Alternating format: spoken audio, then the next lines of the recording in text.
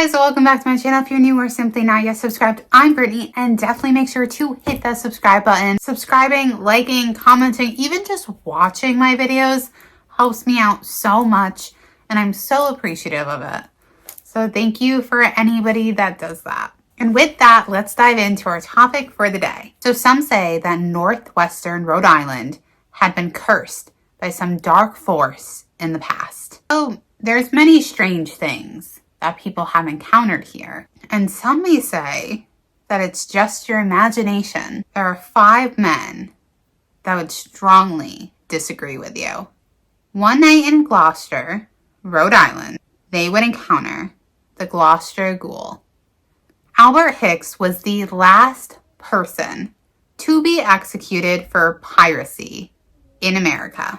He was born in Foster, Rhode Island in 1820. And his ambition in life, which he only had one, was to become rich by doing something bold. He said that his wealth would only have value if he could gratify his passions to no restraint. He did some pretty horrible things while he was a pirate, which I feel like most pirates, that kind of comes with the title. In his confession, Hicks would go on to say that the devil, whose work he was doing so industriously, seemed to protect him when he pursued a career of blood and crime with impunity. He said, "He has stood by me all my life on ship and on shore, amid the howling storm of the ocean, where every moment the waves threaten to engulf me. He has snatched me from their deadly embrace. On the battlefield, in many hand-to-hand fights, he has seemed to stand by my side, protecting me from danger. And when I have been in the hands of my enemies, an escape has appeared impossible. He has, until now, invariably opened the way for my release." So he truly believes that, the devil was with him and that was his protector. However, his first encounter with the devil, or possibly hellhounds, may have been back home in Foster, Rhode Island. While he was living in Foster, he was fascinated by stories of pirates, robbers, and highwaymen. And his friends would share these tales of him that would get him very excited. One of these claimed that pots of silver and gold had been buried in their neighborhood by Captain Kidd, and he would dream of finding this treasure that was said to secretly be stashed somewhere nearby. In the summer of 1839, Hicks became pretty confident that he knew where this treasure was. He believed that it was somewhere on Page Farm. He had heard that some Spanish doubloons had previously been found there. Hicks and 3 other kids had decided to go and look for this treasure. So they grabbed shovels and picks and they went out to find it. Once they were on the farm, they began to dig for the gold. And it wasn't long before they heard this strange sound. So they stopped and listened. As they looked up, emerging from the dark forest, in front of them was horror. They quickly dropped the tools and ran for their lives. Hicks would describe the beast as a large animal with staring eyes as big as pewter bowls. He said that the eyes looked like balls of fire. When it breathed as it went by, flames came out of its mouth and its nostrils, scorching the brush in its path.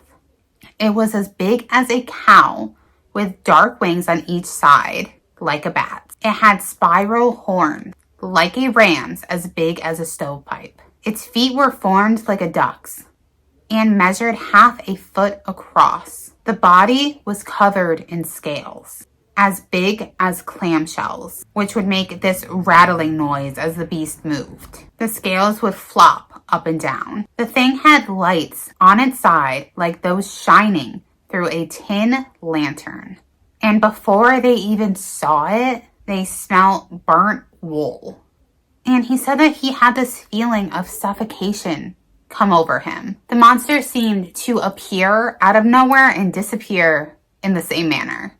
After Hicks and these other kids had seen the creature, they would not return to the farm. And they were never sure of what they saw. The creature wouldn't be seen again until 1896 by a Gloucester resident named Neil Hopkins. His encounter was reported in January 15th, 1986 edition of the Evening Hour.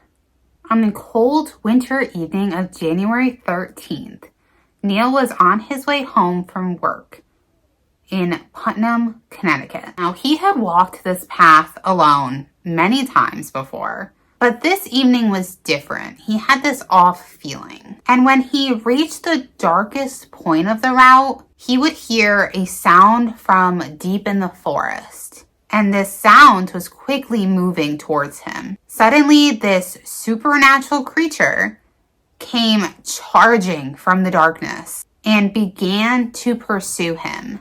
He said that it seemed to be all encompassed in fire. It had a hot breath, and there was this metallic sound like clanking of steel against steel. The beast was not very strong against the wind, and it only chased him a short distance and then ran off into the woods. He said that the creature was as large as an elephant, but it had no tail. Some believe that this was a bear. Wouldn't really explain the clanking sounds, I guess. But bears had been recently seen in Webster, Massachusetts, and as far south as Gloucester. And others said that it was the famous Gloucester monster, or the burning beast, that pirate Hicks had seen 57 years prior. There are those that still believe that this beast still haunts the forest that's not far from the Providence Turnpike. This creature has never been known to take a life, but who knows? Maybe this creature influenced Pirate Hicks to become so infatuated with the devil. Let me know what you guys think in the comments down below. If you have any other paranormal encounters that you would like to share with me, I'd love to hear them. You can go ahead and email me at brittanybriereghost@gmail.com.